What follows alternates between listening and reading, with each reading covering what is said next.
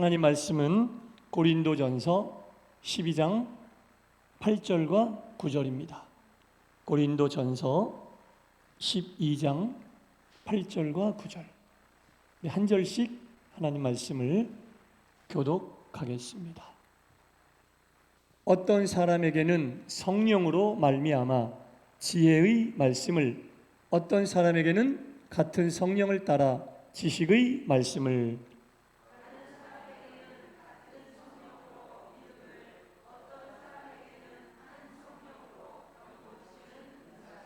아멘. 오늘 수요 예배에 참여하신 여러분 모두에게 하나님의 크신 은혜와 평강이 충만히 임하시기를 간절히 축원합니다. 아멘. 자, 우리가 은사에 대해서 지금 수요일 저녁마다 나누고 있잖아요. 여러분, 은사라고 하는 그 단어의 뜻을 제가 지난 시간에 말씀을 드렸어요. 은사는 호의, 은사는 친절, 은사는 만족을 베푸는 것이다. 은사는 그런 것들을 베푸는 거예요.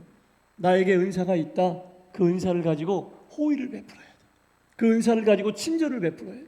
그 은사를 가지고 모두 만족할 수 있어야 됩니다. 나만 만족하고 말면 안 됩니다. 교회도 만족이 있어야 되고, 성도들에게도 만족이 있어야 되고, 목회자에게도 만족이 있어야 되고, 또 교회에도 친절해야 되고, 성도에게도 친절해야 되고, 목회자에게도 친절해야 되고, 이 모든 것들이 다 어디에서 나온다? 은사에서 나온다. 왜냐? 은사의 주인은 누구다? 성령. 오늘 본문에도 나와 있잖아요, 여러분. 어떤 사람에게는 무엇으로 말미암아? 성령으로 말미암아.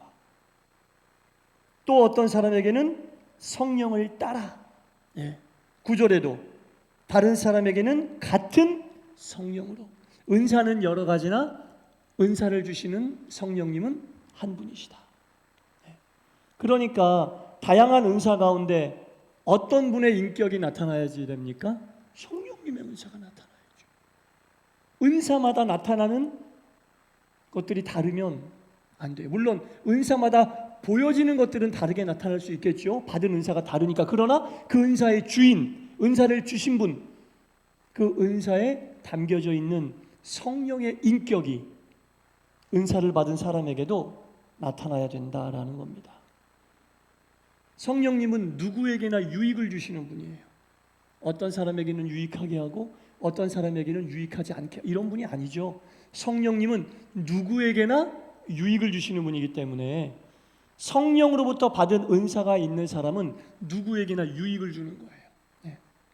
받은 은사로 말미암아 누구에게나 유익을 준다. 교회에도 유익을 주고 옆에 함께 믿음의 길을 가는 사람에게도 유익을 준다. 이 사실을 깨닫게 되면 바로 저절로 깨달아지는 게 있죠.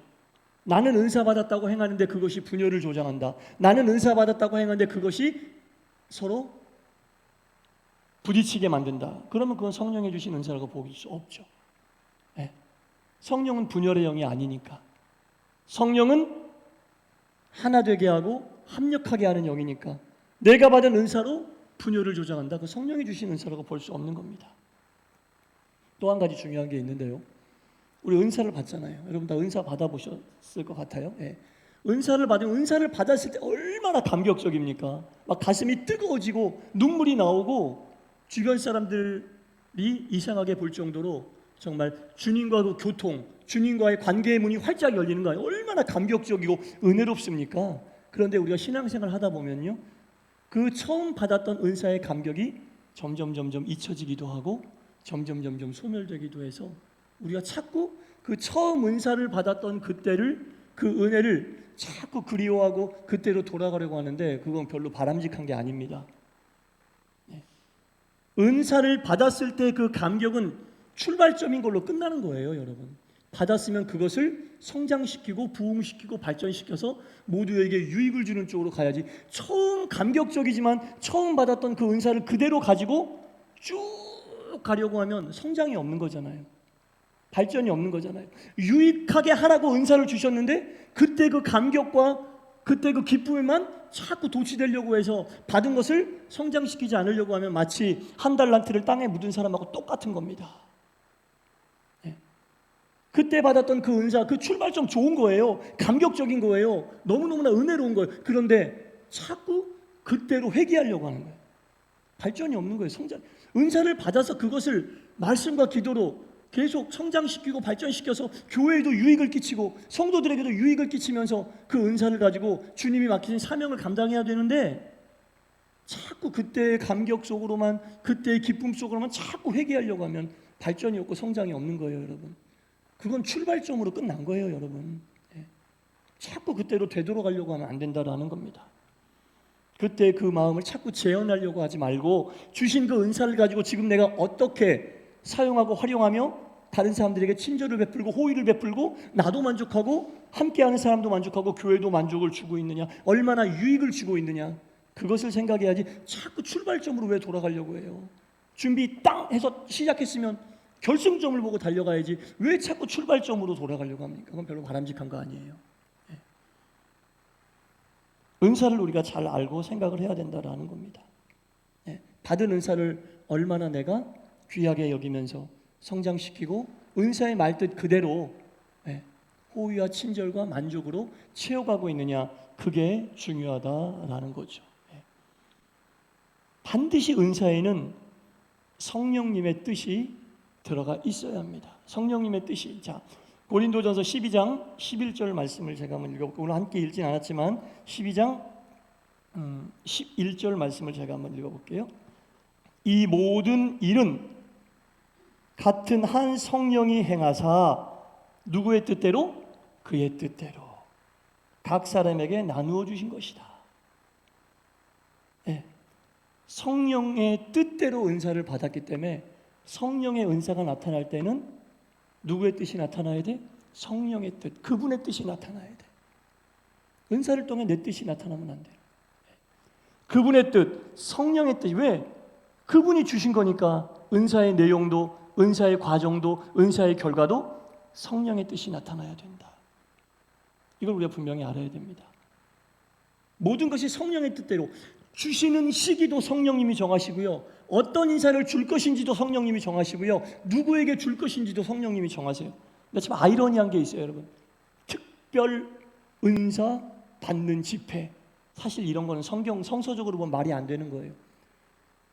아무리 우리가 은사를 받으려고 해도 주시는 분도 성령이고, 주시는 시기를 결정하는 분도 성령이고, 주시는 은사의 종류도 성령이 결정하시는데, 사람들끼리 모여서 특별 은사를 사모하면서 그 은사를 받기 위해서 막 그렇게 하는 거는 성서적인 건 아니죠.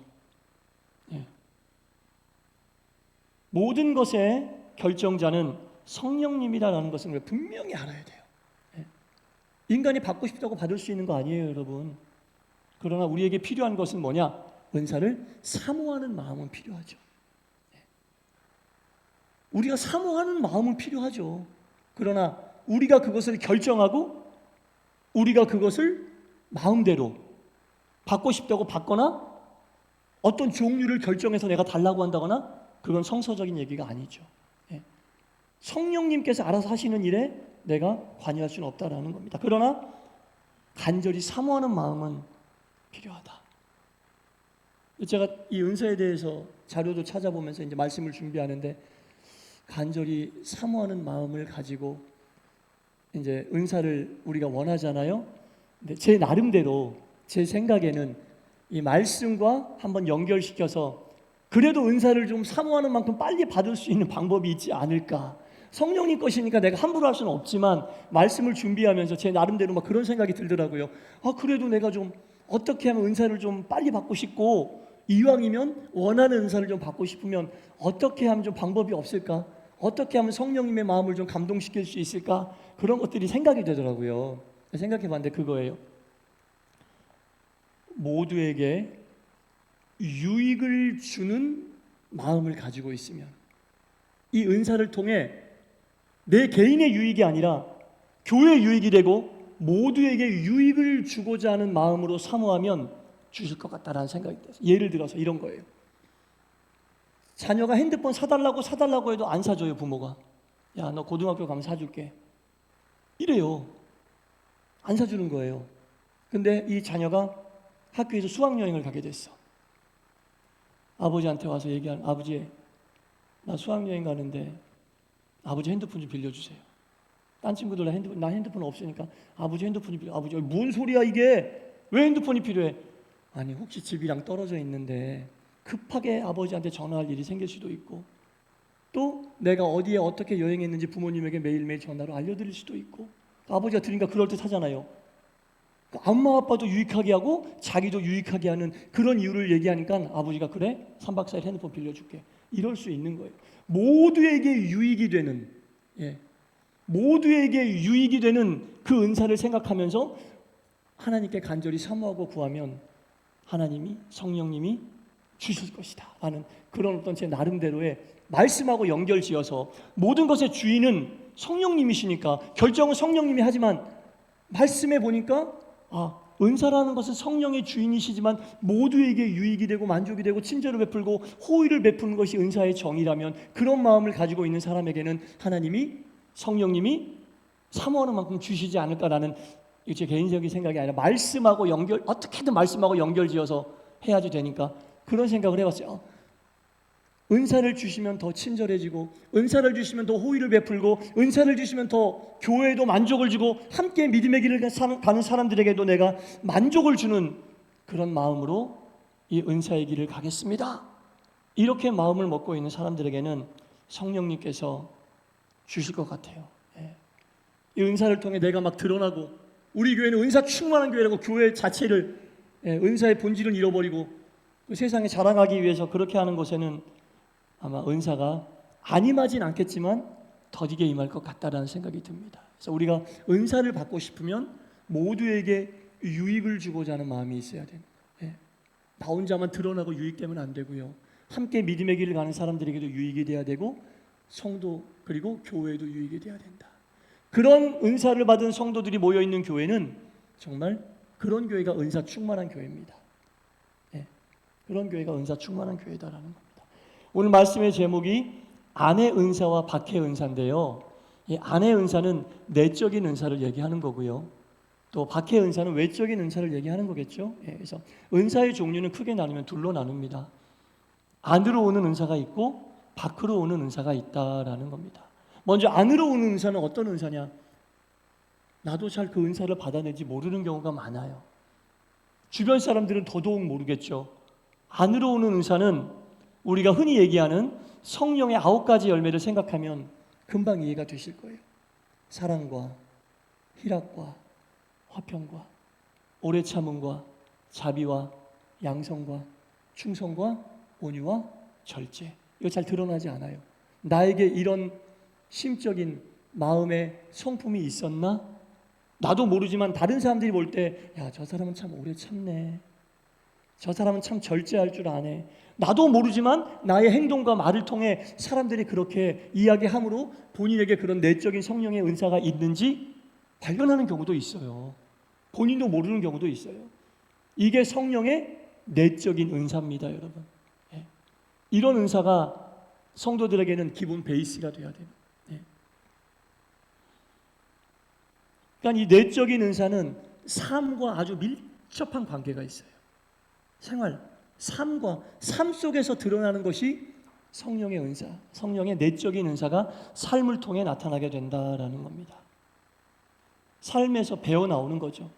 말을 통해서 배어 나오고, 행동을 통해서 배어 나오고, 이런 삶을 통해서 배어 나오는 은사가 성령의 내적, 이거 대단하고 엄청난 은사입니다, 여러분.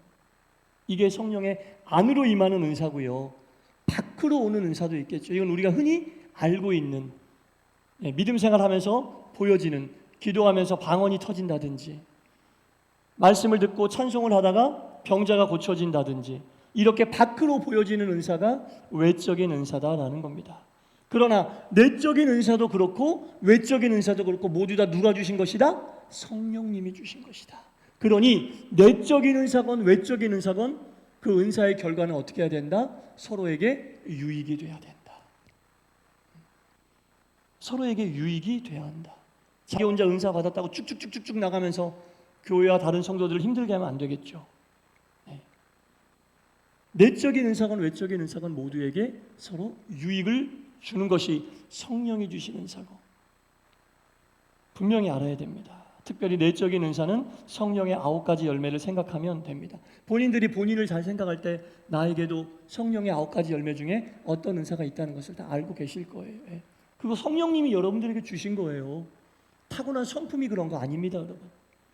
성령님이 여러분들에게 주신 은사요, 선물이란 얘기입니다. 예. 잘 갖고요, 잘 가꾸고 그것으로 인해 나도 유익해지고 옆에 사람도 유익하게 하고 교회도 유익하게 하는 거예요. 나는 은사가 없어. 아니에요, 여러분. 다 은사 있어요. 성령의 9가지 열매 중에 다 여러분들 합당한 은사 다 있어요. 그거 가지고 믿음의 길 가라는 거예요. 그거 가지고 서로 친절하게 하고, 그거 가지고 서로 유익하게 하고, 그거 가지고 서로 교회에 만족을 주라는 얘기입니다. 여러분들 다 내적인 은사가 있으십니다. 그런데 특별히 그 내적인 은사 가운데 오늘 본문에서 거론되고 있는 내적인 은사를 좀 자세히 살펴볼게요. 8절 말씀에 보니까 보세요. 어떤 사람에게는 성령으로 말미암아 첫 번째로 주시는 내적인 은사가 뭡니까? 지혜의 말씀을 주셨다. 네. 지혜의 말씀이 성령이 주시는 내적인 열매다라는 겁니다. 지혜의 말씀은 구체적으로 어떤 거냐면 말씀을 듣고 지혜롭게 적용할 수 있는 은사예요. 말씀을 삶으로 적용시키는 은사를 지혜의 말씀의 은사다라고 얘기하는 거예요. 말씀을 들어서 귀는 커지고 머리는 커졌는데 그 말씀이 삶에 적용이 안 되는 거예요. 온전한 은사라고 볼 수 없습니다. 들은 말씀을 삶에 적용할 수 있는 이 지혜의 말씀의 은사를 우리가 사모해야 한다라는 겁니다. 나 성경을 몇 번 읽어서 외우기도 많이 외우고 이것저것 성경에 대해 아는 건 많지만 내 삶에 적용되는 말씀은 하나도 없어요. 그럼 지혜의 말씀의 은사가 있는 게 아니에요. 삶 속에 어려움을 겪고 곤란을 겪었는데 말씀이 하나도 생각이 안 나. 성경 몇 독했다고 자랑했는데 정말 말씀으로 위로받고 힘 얻어야 되는데 말씀이 하나도 생각이 안 나. 설교 시간에 말씀을 들어도 그냥 한 귀로 듣고 쑥쑥쑥 지나가지 자리 잡히는 말씀이 하나도 없어서 삶 속에서 말씀이 주는 힘과 위로가 아무것도 없어. 그건 지혜의 말씀의 은사가 아직은 없는 겁니다. 여러분, 지혜의 말씀의 은사는 말씀을 삶에 적용시키는 거예요. 말씀을 삶에 적용시키는 이 은사가 있으면 얼마나 여러분 힘이 되겠습니까? 말씀이 곧 하나님인데, 말씀이 곧 능력인데, 모든 능력은 말씀을 통해 나가는 거 아닙니까? 온 우주 만물도 말씀을 통해 지음받았고 예수님께서 항상 말씀을 전하시면서 이 말씀을 내가 믿느냐라고 말씀하셨어요. 근데 말씀을 지혜롭게 삶으로 적용할 수 있는 이 은사가 있다면 얼마나 여러분 큰 힘이고 능력이 되겠습니까? 잘 풀려서 성공했는데 성공하는 자들에게는 말씀이 필요 없는 것 같아? 아니죠. 소위 성공했다고 하는 자들에게도 말씀이 필요하죠. 자칫하면 그 성공으로 인하여 교만해질 수 있기 때문에. 성공한 사람들에게도 말씀이 필요해요. 성공한 사람들에게 어떤 말씀이 필요한지 듣고 깨닫고 적용하려고 하는 그 지혜의 말씀의 은사가 필요한 겁니다. 삶 속에 어려운 고난이 있을 때 어떤 말씀이 나에게 힘이 되고 도움이 될까? 계속 힘들고 어려운데 도움될 만한 말씀 하나 떠오르는 게 없고 생각나는 게 없으면 지혜의 말씀의 은사가 없는 거죠. 반면 이런 은사가 있는 분들은 정말 너무 힘들어 보이지만 말씀의 힘과 능력으로 버티고 견디는 거예요. 누구 하나 도와주는 사람 없는 것 같지만 말씀의 권능으로 버티고 견디는 거예요. 말씀으로 도와준다는 건 누가 도와준다는 거예요? 하나님이 도와준다는 겁니다. 지혜의 말씀의 은사가 있는 분들은 그런 도움을 받고 믿음의 길을 걸어가고 있다라는 겁니다. 성공했을 때 교만하지 않기 위해서는 성공한 자에게 필요한 말씀이 필요하고, 곤궁에 빠졌을 때 좌절하지 않기 위해서는 그러한 상황에 필요한 말씀이 기억나고 생각이 나야 된다는 거죠. 요한복음 14장 26절에 보니까 보혜사 곧 아버지께서 내 이름으로 보내실 성령, 그가 너희에게 모든 것을 가르치고 내가 너희에게 말한 모든 것을 생각나게 하시리라. 성령께서 모든 것을 가르치시고 모든 것을 생각나게 하시리라. 지혜의 말씀의 은사를 얘기하는 겁니다. 지혜의 말씀의 은사를 얘기하는 거예요. 이사야 50장 4절에도 이런 말씀이 있어요. 주 여호와께서 학자들의 혀를 내게 주사 나로 곤고한 자를 말로 어떻게 도와줄지 알게 하시고. 이사야에게 그런 지혜의 말씀의 은사에 있는 하나님께서 내 입에, 내 혀에, 학자들의 혀, 말씀을 잘 아는 그런 사람들의 혀를 주사 곤고한 자에게 어떤 말씀으로 도움을 줄까 생각나게 하시고, 목회자에게 필요한 은사, 또 권면하는 자들에게 필요한 은사인 거예요, 여러분. 말씀, 지혜의 말씀의 은사가 이렇게 여러분 귀한 은사입니다. 어떻게 성공한 이 삶을 흔들리지 않고 교만하지 않고 바로 갈 수 있을까? 뭐로 권면받겠어요? 사람들이 해주는 그런 어떤 경험의 말로? 아닙니다. 하나님의 말씀으로 성공한 자들에게 어떤 말씀이 필요한지 깨닫게 되면 교만하지 않아요. 건강한 성공한 그리스도인이 되어서 많은 사람들에게 유익을 주는 거죠. 곤고함에 빠졌을 때 어떤 말씀이 힘이고 어떤 말씀이 도움이 되는지 알아야 그 곤고함 속에서도 견디고 버틸 수 있게 된다라는 겁니다. 사랑하는 성도 여러분, 오늘 한 가지 첫 번째 지혜의 말씀의 은사만 했고 다음 시간에 지식의 말씀과 믿음을 하겠지만 이 지혜의 말씀의 은사는 너무너무 소중하고 귀한, 그래서 가장 첫 번째로 등장하고 있는 거예요. 말씀을 듣고 읽었으면 그 말씀을 삶에 적용할 수 있는 그런 능력까지 있으면 얼마나 좋겠어요. 듣는 말씀마다, 그러면 말씀을 듣고 싶어요. 왜? 듣는 말씀마다 나를 돕고 힘이 되고 능력이 되고 위로가 되니까. 그렇지 않으면 말씀을 들으나 안 들으나, 그러니까 말씀 시간에 집중이 안 되는 거예요. 읽지도 못하는 거예요. 그러니까 말씀의 능력이 우리 속에 임하는 것을 경험하면 저절로 말씀이 들리고 그 말씀을 적용할 것이 생각이 나면서 그렇게 되는 거예요. 바라고 원하기는 이 자리에 계신 여러분 모두와 우리 동산교회 위에 성령이 주시는 지혜의 말씀의 은사가 충만하여 듣는 말씀이 삶을 통하여 행하는 말씀으로 나타나는 말씀으로 여러분들을 굳게 붙잡기를 주님의 이름으로 간절히 축원합니다. 기도하겠습니다. 하나님, 모든 은사는 성령님이 주인이십니다. 성령의 뜻대로 주시고 성령이 정하신 때에 주시며 누구에게 주실지도 성령님이 결정하십니다. 그러나 어떤 은사든 성령님이 주시는 것이므로 성령님의 인격이 배어 있어야 하며 은사를 받은 사람도 옆에 있는 사람도 함께 섬기는 교회에도 모두에게 유익이 되어야 합니다. 특별히 오늘은 성령이 주시는 지혜의 말씀의 은사를 나누었습니다. 하나님의 말씀을 듣고 삶에 적용하는 이 은사가 우리에게 있게 하여 주옵소서. 구슬이 서말이어도 꿰어야 보배입니다. 말씀을 많이 듣고 있지만 삶으로 적용하지 못하는 그 말씀이 어찌 온전하다고 할 수 있겠나이까. 하나님 아버지, 듣는 말씀마다 읽는 말씀마다 어떻게 적용해야 할지 성령께서 깨닫게 하시고 생각나게 하시사 우리 동산교회가 지혜의 말씀의 은사가 충만케 하여 주옵소서. 예수님 이름으로 기도드리옵나이다. 아멘.